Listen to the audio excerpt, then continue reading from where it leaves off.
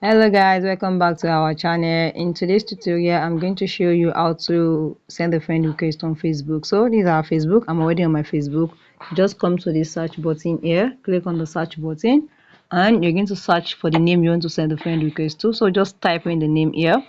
All right, let's type in one name here. So this is it. So you're going to search for the person here. They'll bring different types of the names. So just click on the one exactly you're looking for.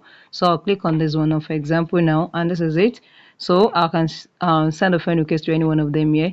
So just click on it and click on send request here. You can see, just click on send request, and you have automatically sent a friend request to this person, which is Park Jimin. So if this person accepted a friend request, it's going to bring it in your notification that he has accepted your friend request, and you are automatically friends on Facebook.